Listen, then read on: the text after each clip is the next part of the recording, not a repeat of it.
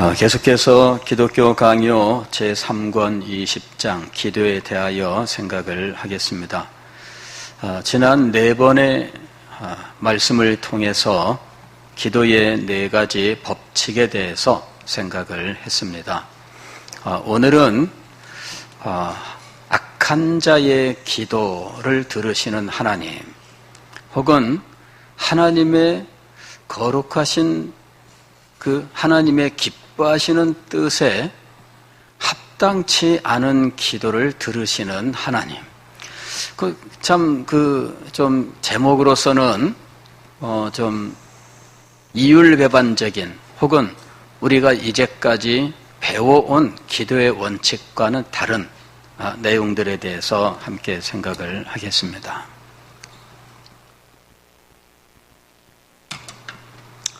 오늘 우리가 읽은 성경 말씀 시편 106편을 보면 시인은 하나님의 인자하심, 하나님의 선하심을 노래하고 있습니다. 1절 말씀을 보면 할렐루야 여호와께 감사하라 그는 선하시며 그 인자하심이 영원하미로다, 이렇게 노래하고 있어요. 그러면서 하나님의 선하심과 인자하심은 인간의 말로는 다 표현할 길이 없다라고 이야기합니다. 2절 말씀을 보면 누가 능히 여호와의 권능을 다 말하며 주께서 받으실 찬양을 다 선포하랴. 우리 찬송가에도 그거 있잖아요. 하늘을 두루마리 삼고 바다를 먹물 삼아도 하나님의 크신 은혜를 다 기록할 수 없다. 이제 그게 이 시편 106편 2절의 말씀이에요. 누가 하나님의 권능을 다 말하며 주께서 받으실 찬양을 다 선포하랴. 아무도 그렇게 할 수 있는 사람은 없다는 거죠. 아무도 하나님의 권능을 다 말할 수 없고 하나님께 합당한 찬양을 다 드릴 수 없다. 그러니까 우리 찬송가에도 그게 있잖아요. 만입이 내게 있으면 그 입 다 가지고, 그죠? 만입, 입이 10,000개가 있어도 그 입을 가지고 내가 하나님을 찬양하겠다. 그런데 그렇게 한들 하나님께 받은 은혜를 다 감사할 수 있을까요? 그렇지 않다는 것이죠. 우리는 하나님의 선하심과 인자하심에 대하여 이것이 얼마나 크고 놀라운지를 알아야 된다 하는 것입니다. 그래서 4절 말씀 보면 여호와여 주의 백성에게 베푸시는 은혜로 나를 기억하시며 주의 구원으로 나를 돌보사. 하나님의 자비와 하나님의 선하심과 인자하심에 의지하여 주의 백성을 돌아보시옵소서, 이렇게 기도하는 거예요. 6절 말씀 보면은 시인은 자기 자신을 이렇게 표현합니다. 우리가 우리의 조상들처럼 범죄하여 사악을 행하며 악을 지었나이다. 그러니까 우리가 우리 조상들처럼, 우리 조상들은 어떤 사람들이었습니까? 우리의 조상들이 어떻게 사악하고 범죄하며 악을 행하는 존재들이었는지 지금 7절 이하에서 이야기를 하고 있어요. 조상들이 얼마나 나빴냐, 그걸 이야기합니다. 조상들이 나쁜 걸 말하려고 하는 것이 아니라 우리도 조상들과 똑같다, 그걸 말하려고 하는 거예요. 조상들이 얼마나 나빴느냐, 그런데 그 조상들을 나쁘다고 말할 만한 자격이 나한테 없어요. 나도 역시 똑같이 사악하고 범죄하고 나도 역시 추한 존재에 불과하다는 거죠. 자, 여기 7절 말씀 이하에 보면은 조상들의 악함에 대해서 이야기해요. 우리의 조상들이 애굽에 있을 때 주의 기이한 일들을 깨닫지 못하며 주의 크신 인자를 기억하지 아니하고 바다 곧 홍해에서 거역하였나이다. 조상들의 악함은 한마디로 거역이에요. 거역. 그들은 일만 당하면 하나님을 거역했어요. 이것이 조상들의 모습이에요.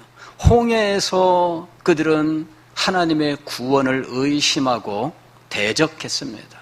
우리를 구원한다고 하더니 기껏해서 진퇴양난에 빠지게 하였다는 거죠. 앞에는 홍해가 가로막고 있으며 뒤에는 바로의 군대가 뒤쫓고 있는데 애굽에 그냥 있었더라면 힘은 들었을지라도 죽지는 않았을 텐데 이게 무슨 일이냐 하는 거죠. 그러니까 이 이스라엘 백성, 즉 이 시인의 조상은 일만 생기면 하나님을 거역하는 특징을 가지고 있었어요. 그런데 일만 생기면 하나님을 거역하는 특징을 가진 이 백성들을 하나님께서는 그럼에도 불구하고 구원하셨다는 거예요. 이것이 지금 시인이 계속해서 말하고자 하는 바예요. 8절 보면 이렇게 돼 있죠. 그러나 여호와께서는 자기의 이름을 위하여 그들을 구원하셨으니 그의 큰 권능을 만인이 알게 하려 하심이로다. 이에 홍해를 꾸짖으시니 곧 마르니 그들을 인도하여 바다 건너가기를 마치 광야를 지나감 같게 하사 그들을 그 미워하는 자의 손에서 구원하시며 그 원수의 손에서 구원하셨고 뿐만 아니라 원수들을 멸하셨어요. 11절 그들의 대적들은 물로 덮으심에 그들 중에서 하나도 살아남지 못하였도다.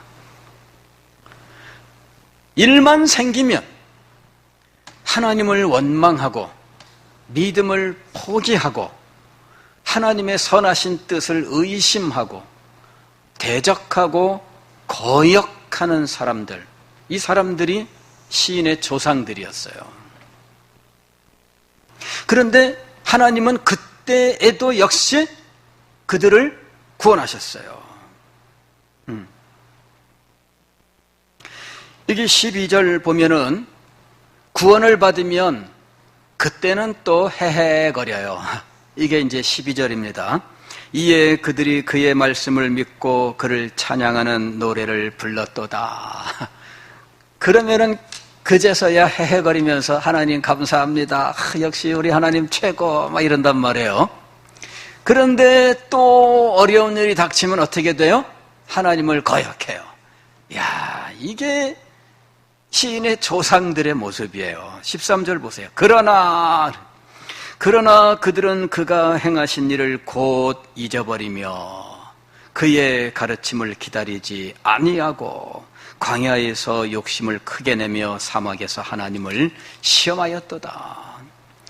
홍해에서 구원을 받은 이 백성들이 홍해를 건너 저쪽 바다에서 그 육지에서 미리암의 인도로 온 여인들이 하나님을 찬양했어요. 소고를 치며 춤추며 하나님을 찬양하고 그때 찬양했던 그 찬양의 노래가 출애굽기에 길게 기록이 되어 있어요.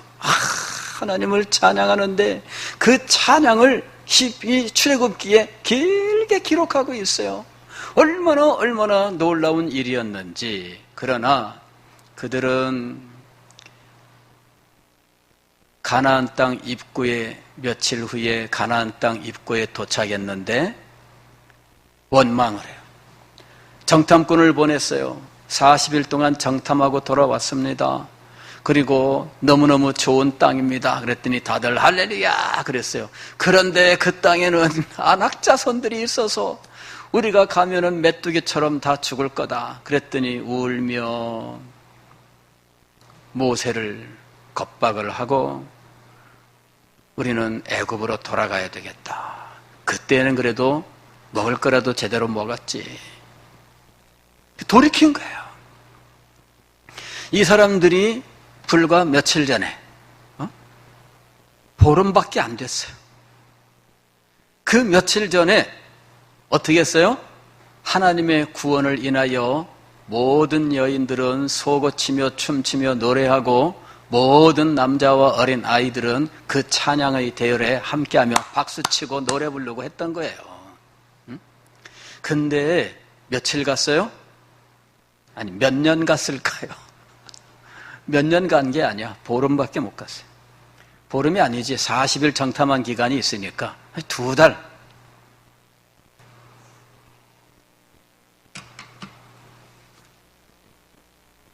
두 달 후에 싹 변해가지고 우리를 죽이려고 이곳에 끌고 왔구나. 끄떡하면 하는 말이 우리 죽이려고 끌고 왔다라는 거예요. 호응에서도 우리 죽이려고 그러더니 이제 또 이 가나안 입구에서 우리 죽이려고 그런다고. 끄떡하면은 극단적인 말을 서슴지 않는 거예요. 하나님께서 참 그들을 징계하셨지요. 자, 너희들 가운데 아무도 가나안 땅에 못 들어간다. 20세 이상 사람들은 40년 동안 광야를 방황하고 너희는 40년 동안 다 죽는다. 가나안 땅에 못 들어간다. 그제서야 울고 불고 하나님 잘못했습니다. 우리가 지금 당장 가나안 땅에 올라가겠습니다. 이러면서 올라가는 거예요. 모세가 야 가지마 하나님 뜻이 아니야 그러는데 우리가 가나안 땅 올라가겠습니다. 아니 조금 전에는 거역하더니 가지 말라는데 이번에는 또 부닥불 간대네요. 올라가서 어떻게 됐어요? 정신없이 패배하고 얼마나 많은 사람들이 죽었나 몰라요. 비참하게 패배하고 나서 이번에는 눈물을 뚝뚝 떨어뜨리면서 되돌아선 거죠. 그래 결국은 다시 광야길로 해서 시내산으로 가게 되는데 중간에 물이 없어요. 그래 물 없다고 목마르다고 또 불평하기 시작을 하잖아요. 이 사람들은요 조금만 풀리면 헤헤거리고 하나님 최고 따봉 이러다가 그 조금만 어려우면은 뭐 우리 죽이려고 그러느냐 난리치다가 하나님 말씀 다 팽개치고 난리치다가 하나님께서 책망하시면 하나님의 뜻이 아닌데도 올라간다고 나서다가 하여튼 정신없어요. 그의 가르침을 기다리지 아니하고 이게 이 백성들의 죄악이에요. 광야에서 욕심을 크게 내며 사막에서 하나님을 시험하였도다. 하나님께서 그들에게 물을 주시는데 그 후에도 또 시험을 해요. 고기를 못 먹었다 이러면서 원망하고 애굽 땅에서는 그래도 우리가 파, 양파, 무슨 각종 이 향신료 제대로 썼는데 여기서는 그런 것도 없다. 하여튼 이 조상들은 얼마나 바보 같은지. 저는 예전에 성경을 읽으면서 이분들이 정말 바보라고 생각을 했어요. 어떻게 이럴 수 있지? 어떻게 이럴 수 있지? 성경을 읽으면서 정말 이상한 사람들이다 이렇게 생각을 했어요. 그런데 그 후로 인생을 알게 되고 목회를 하면서 많은 분들을 보게 되면서 그리고 저 자신도 많은 일들을 경험하면서 나를 포함하여 어느 누구도 이 이스라엘 백성들의 모습에서 벗어나지 못한다. 이걸 절감해요. 나도 똑같다. 성도들을 보면은 똑같아. 한심해. 이 이스라엘 백성들을 보면서 한심해 했던 것처럼 우리 성도들을 보면은 한심해. 그리고 저를 보면 한심해. 다 한심한 거예요. 그게 이 시인의 고백입니다. 여기 6절 말씀 보면 우리가 우리의 조상들처럼 범죄하여 사악을 행하며 악을 지었나이다. 이 시인이 가진 그 깨달음이 제가 가졌던 깨달음과 똑같아요. 나도 똑같다 이거죠. 조상들에 대해서 할 말이 없어요. 그런데 신기한 것은 하나님께서 이런 자들의 그 잘못된 욕구에서 나온 원망에서 나온 소원, 그걸 들어주신다는 거죠. 하나님을 거역하였는데 기도를 들으시고 구원하셔요. 하나님을 거역하는데 그들의 그 난처함과 그들의 그 어려움 가운데에서 구원하셔요. 이건 참 문제죠. 그래서 하나님은 이 시인이 그렇게 얘기한 거예요. 할렐루야 여호와께 감사하라. 그는 선하시며 그 인자하심이 영원함이로다.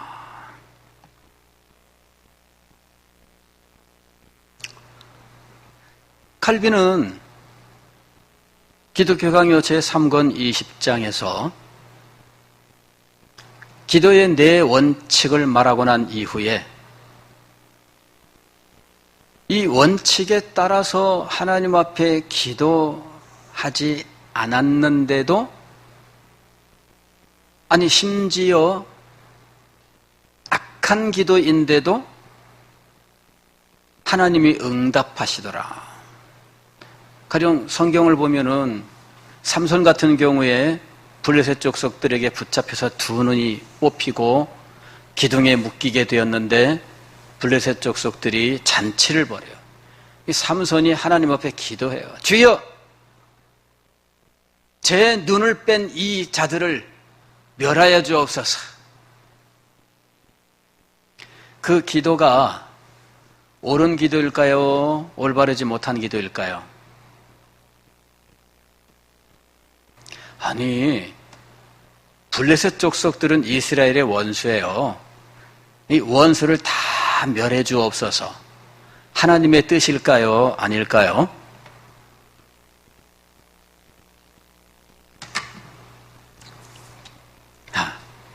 가령 예를 들어서 지금도 무슨 친일파 일본 그러면 참 일을 가는 사람들이 많지요.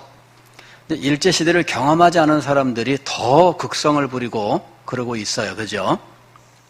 일제시대 때 가령 그리스도인들이 일본 놈들은 다 죽게 해주시고 이렇게 하나님 앞에 기도했다면 그 기도는 옳은 기도일까요? 올바르지 못한 기도일까요? 예.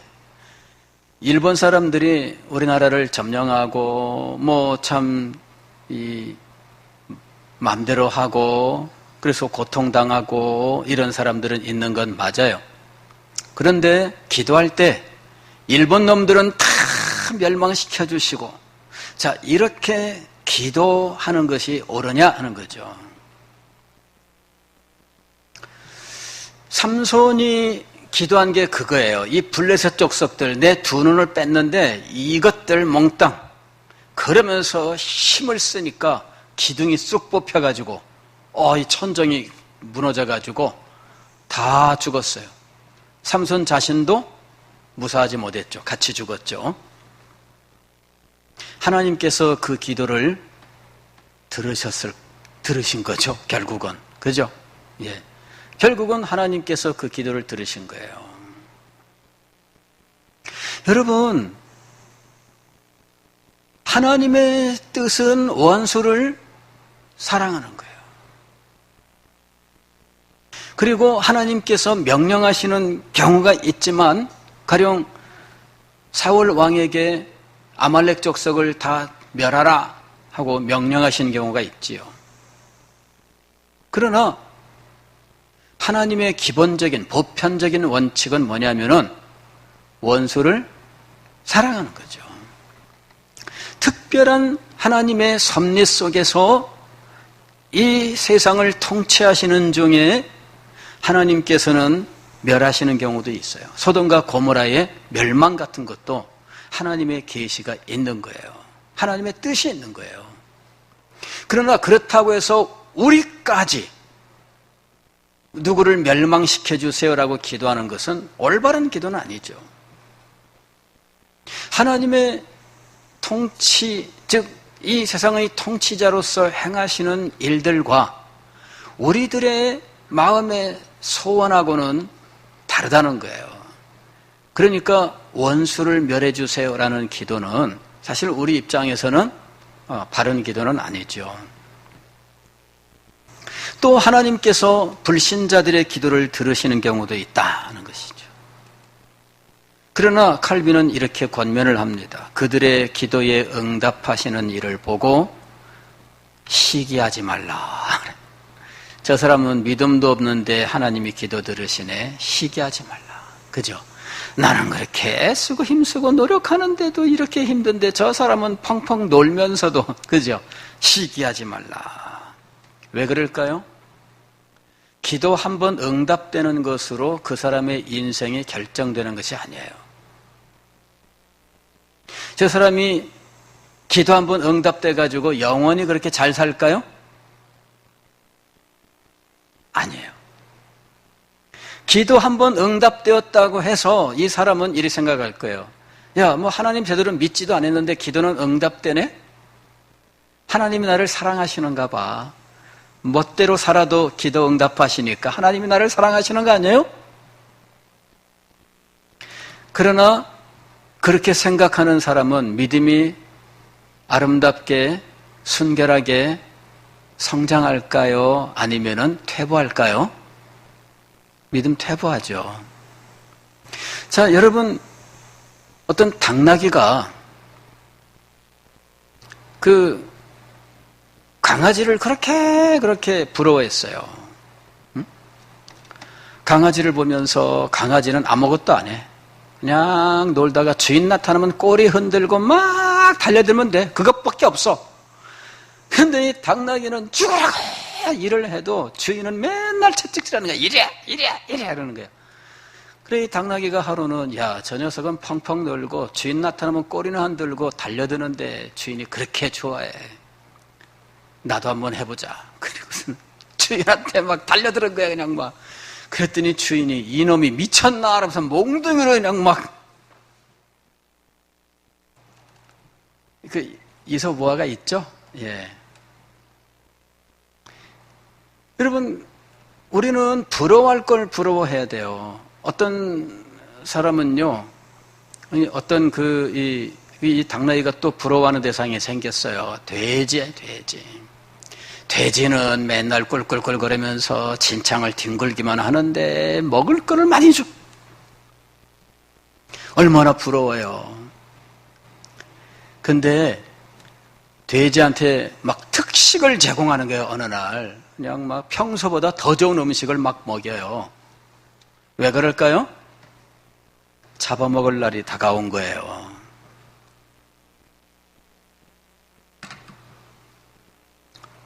악한 자들의 형통을 부러워하지 말며 믿음이 없는 자들이 어느 날 기도 응답을 받았다고 해서 부러워하지 말라, 그 얘기입니다. 그것을 시기하고 질투하지 말라는 이야기죠. 하나님께서 그들의 기도를 들으시는 이유가 무엇일까요?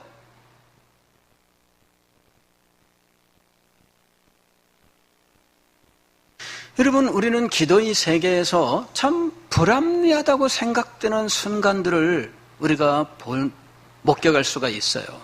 그럴 때에 우리는 시기하거나 질투하지 아니하며 원망하지 아니하며 하나님 앞에 오히려 겸손해야 된다는 사실을 기억해야 돼요.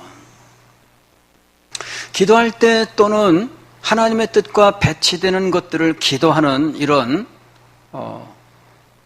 상황으로 보이는 경우들도 있어요. 가령 아브라함이 소돔과 고모라를 위해서 기도하는 거, 그죠?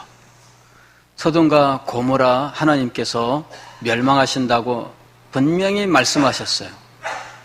그런데 아브라함이 하나님 앞에 나가서 기도하는 거예요. 한 번만 기도하는 게 아니에요. 거듭 나아가서 기도하면서 하나님 감히 말씀드리는데 하나님 정말 죄송하지만 하나님 정말 말씀드리기 곤란하지만 이러면서 결국은 소돔과 고모라를 위해서 기도하더라는 거죠.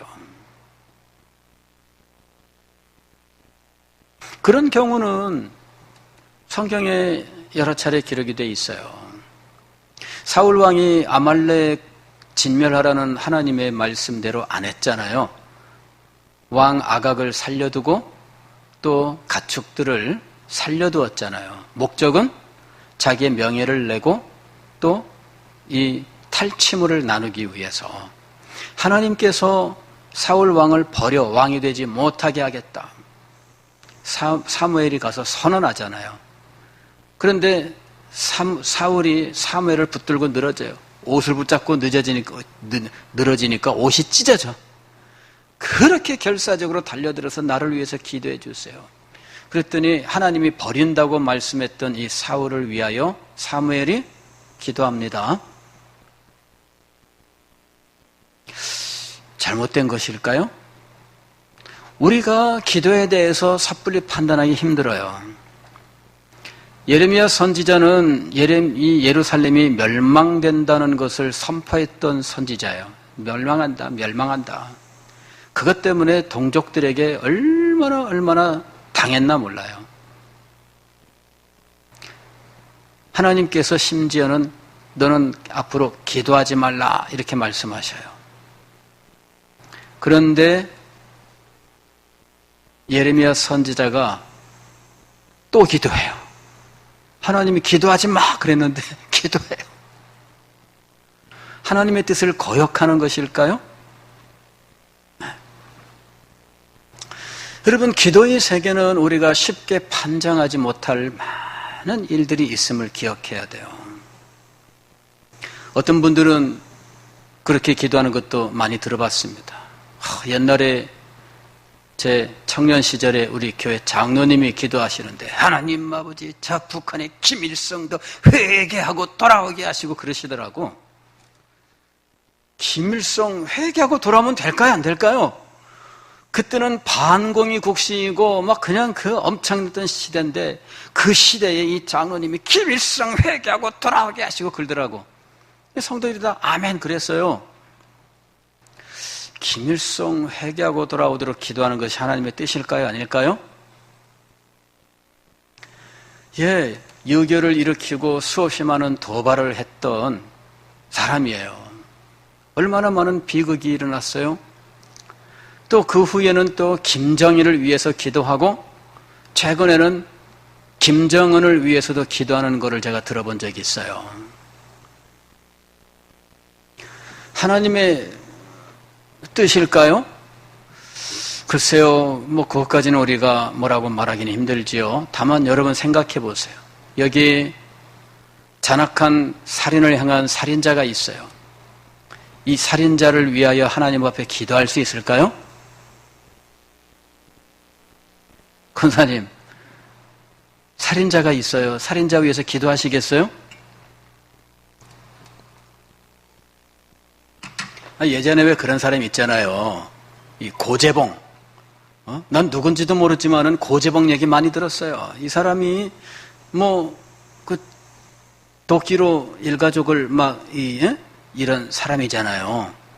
근데 여러분, 나중에 이 사람이 교도소에서 사형수인데 예수 믿고 죽었어요.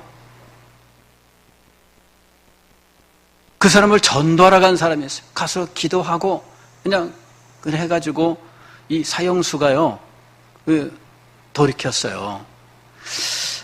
그거 참 그런 사형수는 용서받으면 안 되잖아요. 그런 사형수를 위해서 기도하면 안 되잖아요. 여러분, 이 기도의 세계는 단순하지가 않아요.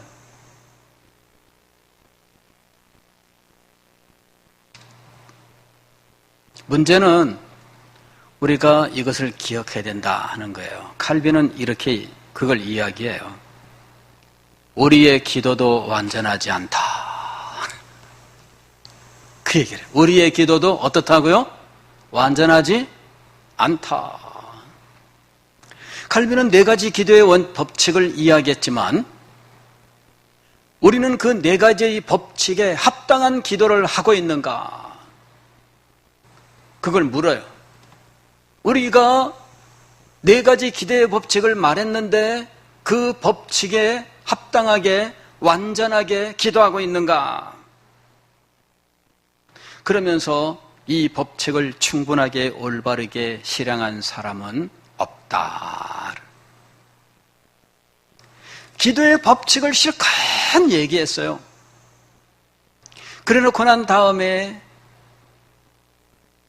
이 불신자들이 기도 응답받은 경우, 하나님을 원망하고 거역한 자들이 구원의 응답을 받은 경우, 또 하나님의 뜻과 어긋나는 것처럼 보이는 것을 기도한 사람들의 경우들을 다 이야기해요.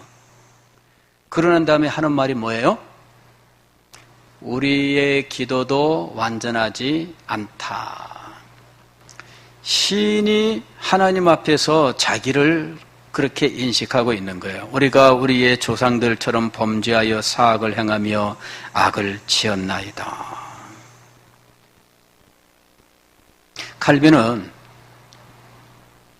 그 법칙을 충분하게 올바르게 실행한 사람은 없다 그래요. 그런데 우리의 기도가 하나님에게 응답을 받아요.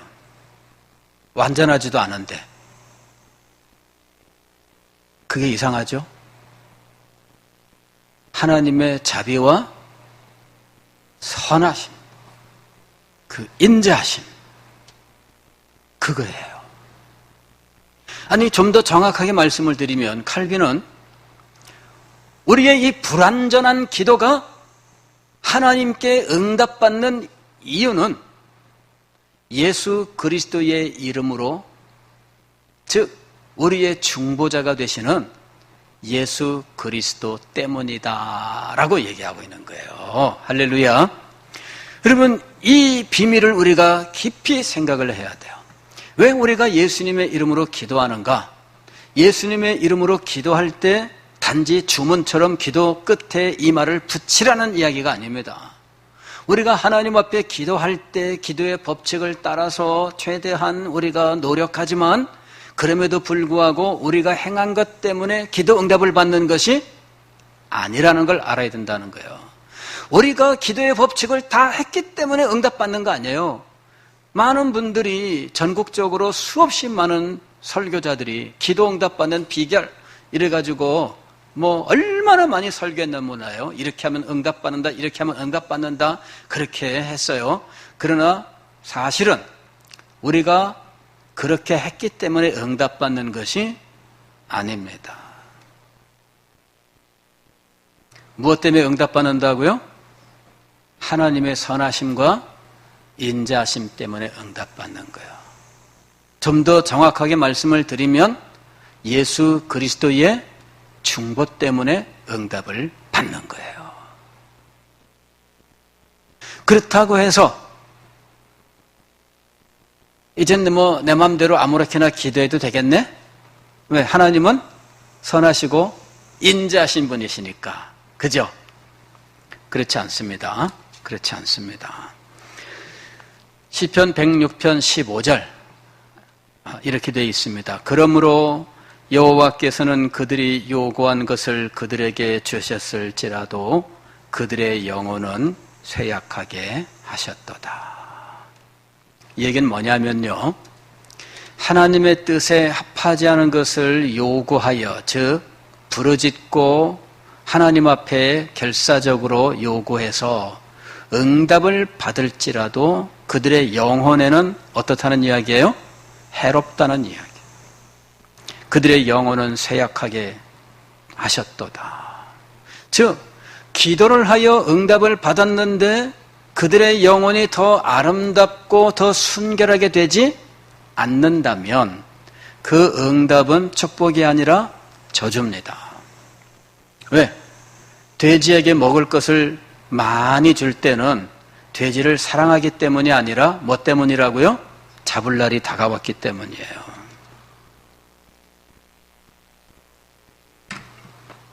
멋대로 살았는데 기도 응답을 받는다면, 기도도 제대로 안 하고 단지 마음속에 막연한 기대만 가졌는데 이렇게 되었으면 좋겠네, 그런데 그렇게 된 거예요. 그 사람의 영혼에 무슨 유익이 있을까요? 유익이 없어요. 여러분, 기도의 꽃은 기도의 응답이라고 생각하시면 안 돼요. 기도의 꽃은 우리의 영혼의 아름다움이에요. 응답은 그 과정의 한 부분이지 응답 자체가 최종 목적지가 아니에요. 우리가 이걸 잘 알아야 됩니다.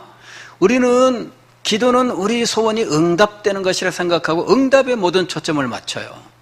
그런데 성경에서 가르치는 기도의 의미는 이 기도 응답이 우리의 영혼에 유익이 되는 것이 진짜 기도의 꽃이에요. 응답은 받았는데 그 영혼은 멸망하는 자리에 나아간다면 사실 그건 기도 응답이 아니에요. 제가 과거에 하나님의 뜻이 아니어도 기도 응답 받을 수 있나?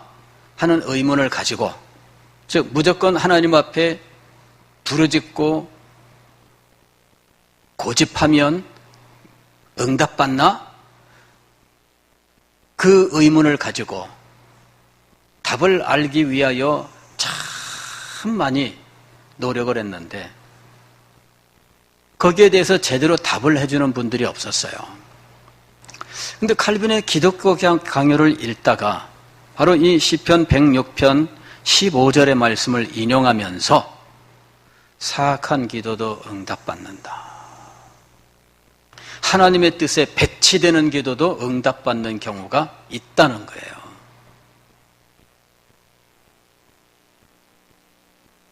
그러나 그들의 영혼은 파리하게 되었도다. 즉 응답을 목표로 별수를 다 쓰고 그 난리를 쳐대고 하나님이 허락하시는 경우가 있죠.